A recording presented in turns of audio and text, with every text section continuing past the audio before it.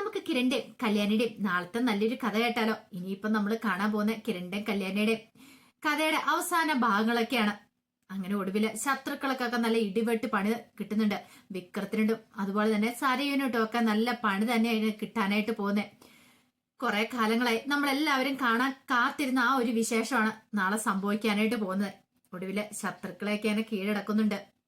പ്രകാശനും കിരണും എല്ലാരും കൂടെ ചേർന്നിട്ട് ഇന്ന് തന്നെ നമ്മൾ കണ്ടു ഗ്രൗണ്ടിലേക്ക് കല്യാണി കിരണൊക്കെ നടക്കാൻ വരുമെന്ന് അറിഞ്ഞു കഴിഞ്ഞപ്പോ തന്നെ വിക്രം എന്ത് ചെയ്തു? കല്യാണി ഇല്ലാതാക്കാനുള്ള തയ്യാറെടുപ്പുകളൊക്കെ നടത്തുവാണ്. അപ്പം വിക്രം താമസിക്കുന്ന ഒരു വീടുണ്ടായിരുന്നു. വിക്രം തോക്കൊക്കെ എല്ലാം സെറ്റ് ചെയ്ത് വെക്കുവാണ്. സരീവാണ് കൊണ്ടേ തോക്കൊക്കെ കൊടുത്തിരിക്കുന്നത്. ഇനി എത്രയും പെട്ടെന്ന് തന്നെ അങ്ങോട്ടേക്ക് പോണം, അവളെ ഷൂട്ട് ചെയ്യണം. ഒരു കാരണവശാലും അവളിനി ജീവനോടെ ഇരിക്കാൻ പാടില്ല എന്നൊക്കെ ചിന്തിച്ചിങ്ങനെ തോക്കൊക്കെ എടുത്ത് ഇങ്ങനെ ഉന്നം പിടിച്ചൊക്കെ നോക്കുവാണ്. എവിടെ ഷൂട്ട് ചെയ്താലാണ് കൃത്യമായിട്ട് കൊള്ളുന്നതെന്നൊക്കെ. പക്ഷേ എങ്കില് പറയിലൊരു അപകടം വന്ന കാര്യം വിക്രം അറിഞ്ഞിട്ടുണ്ടായിരുന്നില്ല. പ്രകാശൻ അവിടേക്ക് വന്നിട്ടുണ്ടായിരുന്നു. പ്രകാശൻ കല്യാണിയെ വിളിച്ചൊരു കള്ളത്തരമൊക്കെ പറഞ്ഞിട്ടുണ്ടായിരുന്നു. ഞാൻ സായാഹ്നത്തിലേക്ക് പോകുക, അമ്മയുടെ അടുത്ത് ഒരു ദിവസം കഴിഞ്ഞിട്ട് വരുവോളെന്നൊക്കെ. പക്ഷെ പ്രകാശന്റെ മനസ്സിലെ ഐഡിയാസ് വേറെയായിരുന്നു. വിക്രത്തിന്റെ അടുത്തേക്ക് പോണം, വിക്രത്തെ തീർക്കണം എന്നുള്ള. അവൻ ജീവിച്ചിരുന്നിട്ടുണ്ടെങ്കിൽ തന്റെ പെൺമക്കൾക്ക് ആപത്താന്നുള്ള കാര്യം നന്നായിട്ട് അറിയായിരുന്നു. അങ്ങനെ ഒടുവിൽ എന്ത് ചെയ്തു? പ്രകാശൻ ആ ഒരു ഊഴത്തിന് വേണ്ടി കാത്തിരിക്കുമായിരുന്നു. ഒടുവില് വിക്രം തോക്കൊക്കെ എടുത്ത് സെറ്റ് ചെയ്യുന്ന കണ്ടപ്പോ തന്നെ പ്രകാശന് മനസ്സിലായി കല്യാണി മോളെയൊക്കെ ഇല്ലാതാക്കാനുള്ള പുറപ്പാടാന്ന്. അത് മാത്രല്ല, വിളിച്ചു കഴിഞ്ഞപ്പോഴത്തേനും കല്യാണി പറഞ്ഞിട്ടുണ്ടായിരുന്നു രാവിലെ ഞങ്ങൾ നടക്കാൻ പോവാച്ച, ഗ്രൗണ്ടിലേക്ക് പോകാന്ന്. അങ്ങനെയാണെങ്കിൽ വിക്രം അങ്ങോട്ടേക്ക് പോകും, ഉറപ്പായിട്ടും കല്യാണി മോളെ ഇല്ലാതാക്കും എന്നുള്ള കാര്യങ്ങളൊക്കെ പ്രകാശന് മനസ്സിലായി. പിന്നീട് വിക്രത്തിന്റെ അരിയിലേക്ക് വന്നിട്ട് പ്രകാശനെ ഇങ്ങനെ കാത്തിരിക്കുകയാണ്, വിക്രത്തിനെ ഇല്ലാതാക്കാൻ ഒരു അവസരത്തിന് വേണ്ടിയിട്ട്. പക്ഷെ ഇതൊന്നും വിക്രം അറിഞ്ഞിട്ടുണ്ടായിരുന്നില്ല. ഒടുവില് വിക്രം പുറത്തേക്ക് ഇറങ്ങാനായിട്ട് അങ്ങ് തിരിയണ സമയത്താണ് പ്രകാശൻ വിക്രത്തെ പിടികൂടുന്നത്. പെട്ടെന്നുള്ള ആക്രമണം ആയതുകൊണ്ട് വിക്രത്തിന് എന്ത് ചെയ്യണമെന്ന് അറിയണ്ടായിരുന്നില്ല. വിക്രത്തിന്റെ കഴുത്തില് ഒരു കയറിട്ട് മുറുക്കുവാണ് പ്രകാശന്. വിക്രത്തിനൊന്നും അനങ്ങാൻ പോലും പറ്റിയില്ല. കാരണം വിക്രത്തിന് എന്തെങ്കിലും പറ്റുമായിരുന്നെങ്കിൽ വിക്രം ഉറപ്പായിട്ടും പ്രകാശനെ ഇല്ലാതാക്കും. കാരണം പ്രകാശൻ ഇപ്പൊ വയ്യാതിരിക്കുന്ന സമയം കൂടെ അല്ലേ. പക്ഷെ അങ്ങനെ വിട്ടുകൊടുക്കാനായിട്ട് പ്രകാശന് ഉദ്ദേശിച്ചിട്ടുണ്ടായിരുന്നില്ല. ഒടുവില് പ്രകാശൻ വിക്രത്തെ കീഴ്പ്പെടുത്തുവാണ്. കീഴ്പ്പെടുത്തുക മാത്രമല്ല, അവനെ ഇല്ലാതാക്കി കഴിഞ്ഞിട്ട് പ്രകാശന് ഒരു സംതൃപ്തിയോടെ അവനെ നോക്കുന്നുണ്ട്. അപ്പൊ അതിനു മുമ്പ് വിക്രത്തോട് പറയേണ്ട കാര്യങ്ങളൊക്കെ പറഞ്ഞിട്ട് അവനെ തീർത്തേ. ഇത്രയും നാൾ ഞാൻ വിചാരിച്ച നീ നന്നാവുന്നായിരുന്നു, പക്ഷെ നീ നന്നായില്ല. ഒരച്ഛനെന്ന നിലയിൽ എനിക്ക് വിഷമമുണ്ട് നിന്നെ ഇല്ലാതാക്കുന്നുണ്ട്. പക്ഷെ എങ്കില് എന്റെ പെൺമക്കൾക്ക് ജീവിക്കണോടാ. ഇനി നീ കാരണം ആർക്കും ഒരു ആപത്തും ഉണ്ടായിക്കൂടാ. ഇത്രയും നാള് നീ ചെയ്ത ദുഷ്ടതകളൊക്കെ ഞാൻ സഹിച്ചു, ക്ഷമിക്കും, പൊറുക്കുകയൊക്കെ ചെയ്തു. നീ കാരണം എന്തൊക്കെ പ്രശ്നങ്ങളുണ്ടായത്.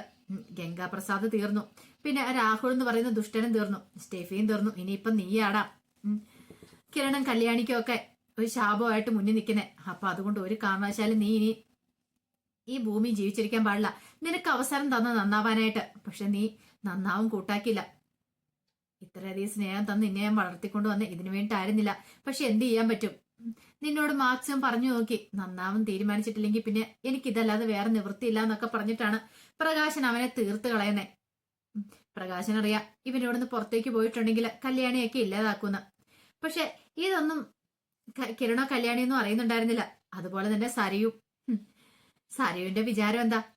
ഉറപ്പായിട്ടൊന്ന് ഗ്രൗണ്ടിലേക്ക് പോകുന്ന സമയത്ത് വിക്രം വരും. തോക്കൊക്കെ നേരത്തെ കൊണ്ട് കൊടുത്തിരിക്കുകയാണല്ലോ. അപ്പം കല്യാണിയെ ഇല്ലാതാക്കുന്നുള്ള ഒരു കാര്യം ആ ഒരു ചിന്തയിലായിരുന്നു ഉണ്ടായിരുന്നേ. അങ്ങനെ ഒടുവില് അവര് ഗ്രൗണ്ടിലേക്ക് പോയി നടക്കാനായിട്ട് തുടങ്ങി. കിരണും കല്യാണിയൊക്കെ ഭയങ്കര സന്തോഷത്തിൽ ഇങ്ങനെ സംസാരിച്ച് നടക്കുകയാണ്. ഈ സമയം സരുവിന്റെ നെഞ്ചിനകത്തൊരു പിടപ്പ. എപ്പോഴാവും വരുന്നതെന്ന് അറിയത്തില്ല. എപ്പോഴേത് നിമിഷം വേണം ഇങ്ങോട്ടേക്ക് വരാനൊരു ചിന്തയായിരുന്നു. അപ്പൊ കൂടുതൽ കിരണിനോട് അടുത്തിട്ടാണ് സരയു നടക്കുന്നത്. കല്യാണിയെ ഇല്ലാതാക്കാനായിട്ട് ഒരവസരം ഒരുക്കി കൊടുക്കുക. പക്ഷേ എങ്കില് കുറെ സമയം കഴിഞ്ഞിട്ടും അവനെ കണ്ടില്ല, വിക്രത്തിനെ കണ്ടില്ല. ഇവനെന്താ വരാത്തെന്നൊരു ചിന്തയൊക്കെ സരുവിന്റെ മനസ്സിലുണ്ടായി. അവൻ വരാന്നാണല്ലോ പറഞ്ഞ്, ഇനിയിപ്പൊ എന്തേലും പ്രശ്നങ്ങൾ ഉണ്ടായോ എന്നൊരു ചിന്ത സരുവിന്റെ മനസ്സിലുണ്ട്. പക്ഷെ എന്ത് ചെയ്യാൻ പറ്റും? കുറെ സമയം കഴിഞ്ഞപ്പോ നടത്തം അവസാനിപ്പിച്ച് കിരണും കല്യാണിയും പോകാൻ തുടങ്ങിയപ്പോ സരയു പറഞ്ഞു നമുക്ക് ഇത്തിരി സമയം കൂടെ നടന്നിട്ട് പോവാന്ന് പറഞ്ഞു. പക്ഷെ കുറച്ച് സമയം കൂടെ നടന്നിട്ടും വിക്രത്തിനെ കണ്ടില്ല. സരയുവിന് മനസ്സിലായി വിക്രം വന്നിട്ടില്ല എന്നുള്ള കാര്യം. ഒടുവില് കിരണും കല്യാണിയും കൂടെ തിരികെ വീട്ടിലേക്ക് പോകണം. സരയു ഭ്രാന്തി പിടിച്ച പോലെയാണ് വീട്ടിലേക്ക് വരുന്നത്. എന്ത് ചെയ്യണമെന്ന് അറിയില്ല. അവനെ ഒന്ന് വിളിച്ചു നോക്കിയാലോ എന്നൊക്കെ ഒരു ചിന്ത മനസ്സിലേക്ക് വരുന്നുണ്ട്. ഇനിയിപ്പൊ എന്താ ചെയ്യണ്ടേ? വിളിച്ചു നോക്കുക തന്നെ ചെയ്യാം എന്നൊക്കെ ഓർത്തുണ്ട് ഒടുവിൽ എന്ത് ചെയ്തു? ഒന്ന് വിളിച്ചു നോക്കുവാണ്. ഈ സമയത്ത് പ്രകാശൻ അവന്റെ കഥ കഴിച്ചിട്ടുണ്ടായിരുന്നു. കഥ കഴിച്ചിട്ട് അവനെ കെട്ടിത്തൂക്കിയിട്ടേക്കുമല്ലേ. കാരണം പ്രകാശൻ അറിയാം ഇനി അവൻ ജീവനോടെ ഉണ്ടെങ്കിൽ തന്റെ പെൺമക്കൾക്ക് പാരയാവുന്നുള്ള കാര്യം. കൊല്ലോ മാത്രമല്ല അവനെ കെട്ടിത്തൂക്കുകയും ചെയ്തു. അപ്പോഴാണ് അവിടെ നിന്ന് ഫോൺ ബെല്ലടിക്കുന്നുണ്ട്. പ്രകാശൻ പതുക്കെ എടുത്ത് നോക്കുവാണ്. പ്രകാശൻ എടുത്ത് നോക്കിയപ്പോ പരിചയമില്ലാത്ത നമ്പരാ. ഇങ്ങനെ ഹലോ ഹലോ വെക്കുന്നതിന് പകരം പ്രകാശൻ ഇങ്ങനെ ചെവിക്കിലേക്ക് ഇങ്ങോട്ട് വെക്കുവാണ്. അപ്പോഴാണ് അങ്ങേ തറയ്ക്കുന്ന സരയു പറയണേ, അതെ ഗ്രൗണ്ടിൽ എത്ര സമയമായിട്ട് ഞങ്ങൾ വെയിറ്റ് ചെയ്ത് നിൽക്കുന്നേ. നീ ഇത് എവിടെയാ വിക്രം? നീ വരൂന്ന് പറഞ്ഞിട്ട് എന്താ വരാതിരുന്നേ? ഇന്ന് അവളുടെ കഥ കഴിക്കൂന്നല്ലേ പറഞ്ഞേ എന്നൊക്കെ പറഞ്ഞുകൊണ്ട് സരയു ഇങ്ങനെ അങ്ങോട്ട് പറയുവാണ്. പ്രകാശിന് ഒരു നിമിഷം ഞെട്ടിപ്പോയി. പ്രകാശിന് മനസ്സിലായി ഇതിന്റെ പിന്നിൽ സരയു ഉണ്ടെന്ന്. അപ്പൊ അവളാണ് വിക്രത്തിന്റെ പിന്നിലുള്ള തോക്ക് കൊടുത്തിട്ട് അവളാന്നുള്ള കാര്യങ്ങളൊക്കെ അങ്ങനെ പ്രകാശൻ അറിയുവാണ്. പ്രകാശൻ ഒന്നും മിണ്ടാതെ കോള് കട്ട് ചെയ്തു. സരയുവിന് മനസ്സിലായില്ല എന്തായതെന്ന്. അവൻ എന്താ സംസാരിക്കാത്തെന്നൊക്കെ സരയു ഓർക്കുകയും ചെയ്തു. ഈ സമയത്ത് കിരണും കല്യാണിയും കൂടെ വീട്ടിലേക്ക് വന്നു കഴിഞ്ഞപ്പോഴത്തേനും കാദംബരി ഓടി ഇറങ്ങി ചെന്നു. പ്രശ്നമൊന്നും ഇല്ല അല്ലേന്ന് ചോദിച്ചു. കുഴപ്പമൊന്നുമില്ല. അല്ല എന്താ കാദംബരി ചേച്ചി? കാദംബരി ചേച്ചിക്ക് ടെൻഷൻ ആയിരുന്നോ എന്നൊക്കെ കല്യാണി ചോദിക്കുന്നുണ്ട്. അതെ എനിക്ക് നല്ല ബുദ്ധിമുട്ടുണ്ടായിരുന്നു നിങ്ങൾ പോയി കഴിഞ്ഞപ്പോ എങ്ങനെയാവും എന്നൊക്കെ ഓർത്തിട്ട്. പോരാത്തതിന് ആ സരയും കൂടെ ഉണ്ടായിരുന്നല്ലോ. കിരൺ പറഞ്ഞു അങ്ങനെ ഒരു പേടിക്കേണ്ട കാര്യമൊന്നുമില്ല. കാർത്തിയെ ലക്ഷ്മിയമ്മയൊക്കെ വിളിച്ച് ഞങ്ങളോട് പറഞ്ഞിട്ടുണ്ടായിരുന്നു പോൺ ഗ്രൗണ്ടിലേക്ക് പോരോന്നൊക്കെ. പക്ഷേ എങ്കില് അങ്ങനെ നമുക്ക് പേടിച്ചിരിക്കാൻ പറ്റുന്ന കാര്യമാണോ എന്നൊക്കെ പറഞ്ഞു. അപ്പോഴേക്കും കാദംബരി പറഞ്ഞു എന്നാലും നമ്മൾ സൂക്ഷിക്കേണ്ട കാര്യം സൂക്ഷിക്കണ്ടേ കിരണെ? അല്ലാതെ നമ്മൾ പിന്നെ പറഞ്ഞിട്ട് കാര്യം ഉണ്ടാക്കുന്ന ചോദിക്കുവാണ്. കുറെ സമയം കഴിഞ്ഞ് കഴിഞ്ഞപ്പോഴത്തേനും കിരണ് ഓഫീസിലെങ്ങാണ്ട് പോകാൻ ഇറങ്ങി. ഇത്തിരി സമയം കഴിഞ്ഞപ്പോഴത്തേനും പ്രകാശൻ അങ്ങോട്ടേക്ക് വരുവാണ്. അപ്പോഴേക്കും അവിടെ കാർത്തികയും കല്യാണിയും അതുപോലെ കാദംബരി ഉണ്ടായിരുന്നു. പ്രകാശൻ അങ്ങോട്ട് വന്നിട്ട് കാർത്തിയോട് പറഞ്ഞു, മോളെ നിങ്ങൾ അത്യാവശ്യമായിട്ട് ഒരു സ്ഥലം വരെ വരണമെന്നൊക്കെ പറയണം. അത് കേട്ട് കഴിഞ്ഞപ്പം കാർത്തി പറഞ്ഞു എങ്ങോട്ടാച്ചാ? അതൊക്കെ ഞാൻ പറയാന്ന് പറഞ്ഞു.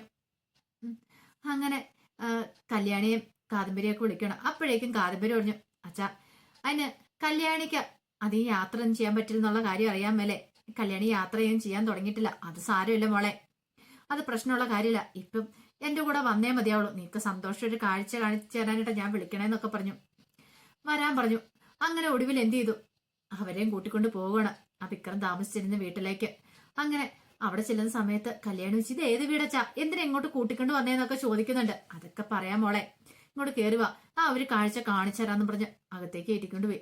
അങ്ങനെ ഹാളിലേക്ക് ചെന്ന് കഴിഞ്ഞപ്പോ പ്രകാശൻ ഇങ്ങനെ അവരെ നോക്കി. പിന്നീട് പറഞ്ഞു തെങ്ങ് നോക്ക്, ആ കാഴ്ച ഒന്ന് കാണാൻ പറഞ്ഞ് അങ്ങനെ കാണിച്ചു കൊടുക്കുവാണ്. അത് കണ്ടു കഴിഞ്ഞപ്പോ അവര് ഞെട്ടിപ്പോയി. വിക്രം തൂങ്ങിയാടുന്ന ഒരു മുഴം കയറില്ല. അവർക്ക് വിശ്വസിക്കാൻ പോലും പറ്റിയില്ല. പ്രകാശൻ പറഞ്ഞു അവൻ തീർന്നു മോളെ, ഇനി അവന്റെ ശല്യം ഉണ്ടാകത്തില്ലെന്ന് പറഞ്ഞു. നിങ്ങൾ 3 പേരും കണ്ട കാഴ്ചയാണ്, നിങ്ങൾക്ക് 3 പേർക്കും ഇനി ആവത്തും ഉണ്ടാകത്തില്ലെന്ന് പറഞ്ഞു. കല്യാണി പെട്ടെന്ന് വെച്ചാൽ അച്ഛ എന്താ ഇത്? ഞാൻ തീർത്തു മോളെ, അവനൊരു ശല്യമായിട്ട് നിങ്ങളുടെ മുന്നിലേക്ക് വരും എന്നുള്ള കാര്യം എനിക്കറിയായിരുന്നു, നിങ്ങളെ തീർക്കാനായിട്ട്. അപ്പൊ പിന്നെ ഞാൻ നോക്കിയിട്ട് വേറെ നിവൃത്തി ഉണ്ടായിരുന്നില്ല, അതുകൊണ്ട് ഞാൻ ചെയ്താന്ന് പറഞ്ഞു.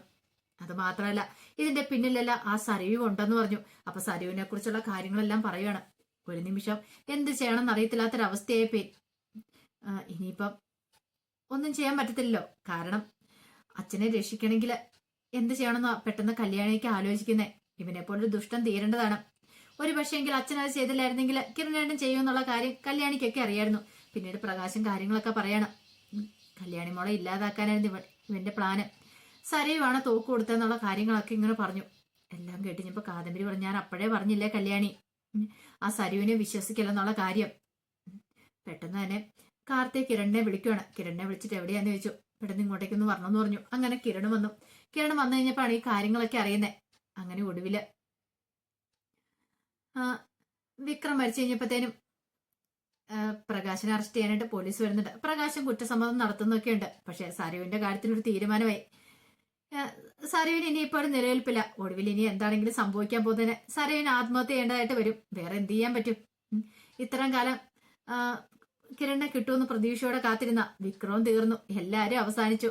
സരയുവിന് ഇനിയിപ്പോ വേറെ പിടിവള്ളിയൊന്നും ഇല്ലാതെ വന്നു കഴിഞ്ഞപ്പോ സരയുവിന് ഇനിയിപ്പോ ആത്മഹത്യ ചെയ്യേണ്ടതായിട്ട് വരും. അപ്പൊ അതിന്റെ വിശേഷങ്ങളൊക്കെ നമ്മൾ കാണാനായിട്ട് പോകുന്നത്. അവസാന ഭാഗത്തില് മക്കൾക്ക് വേണ്ടിയിട്ട്, തന്റെ പെൺമക്കൾക്ക് വേണ്ടിയിട്ട് പ്രകാശൻ ജയിലിലേക്ക് പോവാ. ഇത്രയും കാലം അവർക്ക് കൊടുക്കേണ്ട സ്നേഹം കൊടുക്കാണ്ട് സാധിച്ചില്ല. പക്ഷെ ഇനിയെങ്കിലും അവർക്ക് വേണ്ടിയിട്ട് ജീവിക്കണം. അവർക്ക് വേണ്ടിയിട്ട് ഒരു നല്ല കാര്യം ചെയ്യണമെന്ന് പ്രകാശന് തോന്നിയിട്ടാണ് പ്രകാശൻ അങ്ങനെ വിക്രത്തെ ഇല്ലാതാക്കി ജയിലിലേക്ക് പോകുന്നത്, തന്റെ പെൺമക്കൾക്ക് വേണ്ടി നല്ലൊരു കാര്യം ചെയ്തിട്ട്. അപ്പൊ അതിന്റെ വിശേഷങ്ങളൊക്കെ നമ്മൾ നാളെ കാണാനായിട്ട് പോകുന്നത്. ഇനിയിപ്പോ അധിക ദിവസങ്ങളൊന്നും ഉണ്ടാകത്തില്ല. അത് മാത്രമല്ല, ഇനി വരുന്ന ദിവസങ്ങളിൽ സമയം മാറ്റിയിട്ടുണ്ട്. കിരണിന്റെ കല്യാണിന്റെ രാത്രി 10:30 മാറ്റിയിട്ടുണ്ട് കേട്ടോ. എന്തായാലും അധിക ദിവസമൊന്നും കാണത്തില്ല. അതിനൊപ്പം തന്നെ എന്തായാലും കഥകളൊക്കെ അവസാനിക്കും. അപ്പൊ ആ വിശേഷങ്ങൾക്കായി നമുക്ക് എല്ലാവർക്കും കാത്തിരിക്കാട്ടോ. ഒരിക്കൽ കൂടി എല്ലാവർക്കും ശുഭരാത്രി നേർന്നുകൊണ്ട് നിർത്തുന്നു.